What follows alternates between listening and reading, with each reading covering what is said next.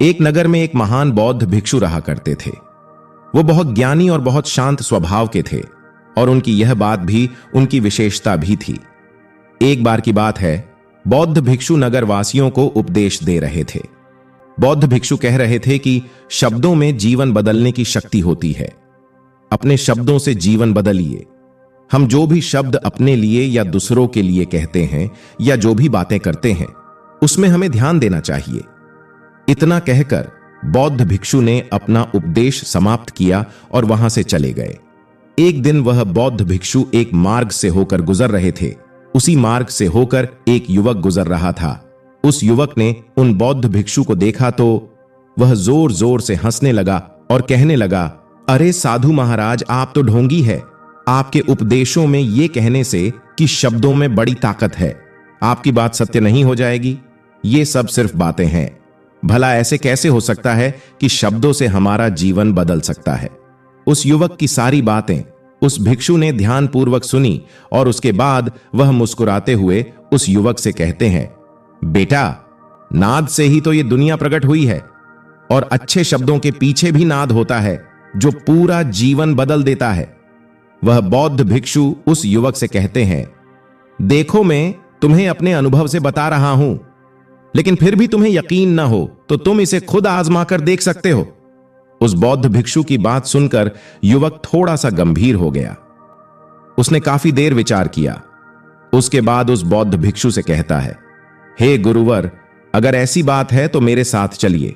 मेरा छोटा भाई है, उसे न जाने क्या हुआ है। वह कुछ नहीं करता, 3 वर्षों से ऐसे ही लेटा हुआ है, जिसकी उम्र 25 वर्ष है।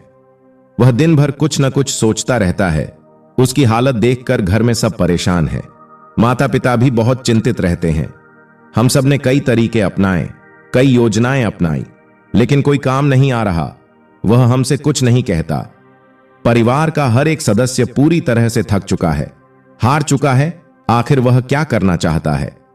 किसी को कुछ नहीं पता। भला हमारे शब्दों से उसका जीवन क्यों नहीं बदला? और जैसा आप कह रहे हैं कि शब्द सचमुच में जीवन बदल सकते हैं, तो क्या आप मेरी मदद करेंगे? इस पर बौद्ध भिक्षु मुस्कुराते हुए उस युवक के साथ चल पड़ते हैं। वो युवक उन बौद्ध भिक्षु को एक खेत में ले जाता है और अपने भाई की तरफ इशारा करके कहता है, हे गुरुवर, यही मेरा भाई है जो पूरे गांव में आलस और मक्कारी के लिए मशहूर है। आप कहते हैं कि शब्दों में वह शक्ति है जो हमारा जीवन बदल सकते हैं, तो क्या आपके शब्द इसका जीवन बदल सकते हैं? अगर यह सत्य है तो आप इसका जीवन बदल कर दिखाएं। बौद्ध भिक्षु ने उस युवक के भाई को ध्यानपूर्वक देखा। वह एक पेड़ की छांव में आराम से सो रहा था। जब बौद्ध भिक्षु उस युवक के भाई के पास पहुंचे और आराम से उसके सिर पर हाथ फिराते हुए कहते हैं, उठो बेटा, बहुत देर हो चुकी है। यह सोने का समय नहीं है, यह तो जागने का समय है। उन बौद्ध भिक्षु की आवाज सुनकर वह लड़का थोड़ा अचरज में पड़ गया। आखिर कौन है जो मुझे इतने प्यार से जगा रहा है? वरना गांव वाले तो मुझे आलसी और मक्कार ही कहते हैं। उसने आंखें खोली और आंखें मलते हुए उसने बौद्ध भिक्षु से कहा, हे गुरुवर, आप कौन हैं और यहां क्यों आए हैं? इस पर बौद्ध भिक्षु उस युवक से कहते हैं, बेटा, ये प्रश्न तो मैं तुमसे कहना चाहता हूं। तुम कौन हो, यही तो तुम्हें जानने की आवश्यकता है।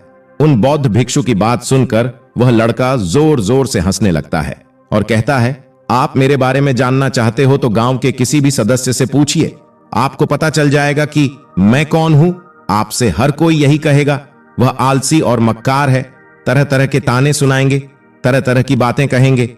इससे आपको यह यकीन हो जाएगा और पता चल जाएगा कि मैं कौन हूं। तभी बौद्ध भिक्षु मुस्कुराते हुए उस लड़के से कहते हैं, बेटा, सबसे पहले मेरी ये बात सुन लो। मेहनती इंसान को शब्द उसे अंदर से चोट पहुंचाते हैं। कभी अपने आप को कोसो मत। और मेरी यह दूसरी बात भी सुन लो। मैंने गांव वालों से नहीं पूछा कि तुम कौन हो, मैं तुमसे पूछ रहा हूं कि तुम कौन हो। लेकिन तुमने तो अपनी आदतें मुझे बताई। आलस तुम्हारी पहचान नहीं, तुम्हारी आदत हो सकती है, और इंसान नहीं, उनकी आदत खराब होती है। इसलिए बेटा, तुम आलसी या मक्कार नहीं हो, यह तो तुम्हारी आदत है। इतनी सी बात है जो गांव वाले नहीं समझ सकते। ये सारी बातें सुनकर लड़का थोड़ा सा आश्चर्यचकित रह गया, क्योंकि गांव वाले हमेशा उसे आलसी और मक्कार कहते थे और तरह तरह के ताने ही सुनाया करते थे। उस बौद्ध भिक्षु की बात सुनकर उस लड़के की आंखों में आंसू आ गए। वह तुरंत ही दोनों हाथ जोड़कर बौद्ध भिक्षु के चरणों में गिर गया और उनसे कहने लगा, आप सत्य कहते हैं। इस मेरी आदत से ही मैं बहुत परेशान हूं। मेरी लाख कोशिश के बाद भी मैं इसे बदल नहीं पा रहा हूं। कुछ भी कार्य करने की कोशिश करता हूं तो मेरा ध्यान इधर उधर की बातें सोचने में लग जाता है और मैं परेशान हो जाता हूं और इस दर्द को दूर करने के लिए सो जाता हूं। गुरुवर, मैं इन आदतों को बदल नहीं पा रहा हूं। जब भी मैं किताब पढ़ने की कोशिश करता हूं तो मुझे नींद आने लगती है। मन में एक अजीब सा दर्द होने लगता है। ऐसा लगता है कि मेरा जीवन यूं ही व्यर्थ जा रहा है। और जब मैं इस दर्द को बर्दाश्त नहीं कर पाता तो मैं सो जाता हूं ताकि जब मैं उठूं तो दर्द महसूस न हो। और अब यह भी हो चुका है कि मैं इन आदतों से नहीं निकल सकता। ये आदतें मुझे नहीं छोड़ने वाली। इस पर बौद्ध भिक्षु उस लड़के से कहते हैं, बेटा, यदि तुम इस आलस की आदत को छोड़ना चाहते हो तो मैं तुम्हें एक सही उपाय बता सकता हूं, लेकिन उसके लिए कल सवेरे तुम मुझसे मिलना, तभी मैं तुम्हें वह तरीका बताऊंगा। इतना कहकर बौद्ध भिक्षु वहां से चले गए। बौद्ध भिक्षु की सारी बातें उस लड़के के कानों में गूंज रही थीं। वह समझ नहीं पा रहा था कि बौद्ध भिक्षु ऐसा क्या उपाय बताएंगे जिससे उसके जीवन से आलस्य हमेशा हमेशा के लिए खत्म हो जाएगा। देखते ही देखते रात हो गई।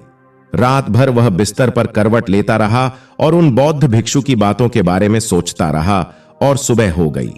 सुबह होते ही वह लड़का बौद्ध भिक्षु के पास जा पहुंचा और उनको प्रणाम करके कहता है, हे गुरुवर, जैसा कि आपने कहा था कल सवेरे मुझे मिलना, गुरुवर में आ गया। अब मुझे वह मार्ग बता दीजिए जिससे मैं अपने जीवन से इस आलस्य को निकाल सकूं। तभी बौद्ध भिक्षु उस लड़के से कहते हैं, जब भी तुम कोई दुविधा में हो या निर्णय न ले पा रहे हो, तुम्हारे मन में तरह तरह के प्रश्न उठ रहे हो कि मैं क्या करूं, कैसे करूं, ये सब कैसे होगा, तब तुम वास्तव में अपने अतीत से सोच रहे होते हो कि पिछली बार तुम्हारे ऐसा करने पर क्या हुआ या अतीत में लोगों ने तुमसे क्या कहा था। तो आज से कभी भी अपने अतीत से नहीं बल्कि भविष्य का सोचो। इस पर लड़का कहता है, गुरुवर, भविष्य से वो भला कैसे? तभी बौद्ध भिक्षु उस लड़के से कहते हैं, मान लो तुम्हारे पास किसी चीज की कमी नहीं है, तुम्हारे पास वो सारी सुख सुविधा है जो तुम चाहते हो, तो अब बताओ तुम अपना जीवन कैसे व्यतीत करना चाहोगे? उन बौद्ध भिक्षु की बातें सुनकर वो लड़का सोच में पड़ गया, क्योंकि वो लोगों से आज तक ताने ही सुनता आ रहा है। किसी ने उससे ऐसे बात नहीं करी। बौद्ध भिक्षु उससे उसकी आने वाले भविष्य के बारे में उससे बातें कर रहे थे। उन बौद्ध भिक्षु की बातें सुनकर वो लड़का स्वयं से प्रश्न करने लग गया, यदि मेरे पास सब कुछ होगा, धन की कमी नहीं होगी, तो मैं अपना जीवन कैसे व्यतीत करूंगा? कुछ देर सोच विचार करने के बाद उन बौद्ध भिक्षु से कहता है, गुरुवर, मैं यह दुनिया घूमना चाहूंगा, पहाड़ों पर चढ़ना चाहूंगा, समुद्र की रेत पर चलना चाहूंगा और मैं एक बहुत बड़ा व्यापारी बनना चाहूंगा। तभी अचानक उसका ध्यान टूट गया और वह गुरुवार से कहता है, यह कैसे संभव होगा? मेरे मात्र सोच लेने से यह सब पूरा नहीं होने वाला। ऐसा कहते ही अतीत में बीती हुई सारी घटनाएं उसकी आंखों के सामने से गुजरने लगी और एक बार फिर से निराश होने लगा और अब यह सोचने लगा कि मेरे पास तो पैसे ही नहीं है, तो मैं भला व्यापार कैसे कर सकता हूं, और न मेरे पास कोई व्यापार करने का अनुभव है। इस पर बौद्ध भिक्षु उस लड़के से कहते हैं, हर रात अपना लक्ष्य कागज पर लिखो और उसे अगली सुबह पूरा करने की पूरी कोशिश करो।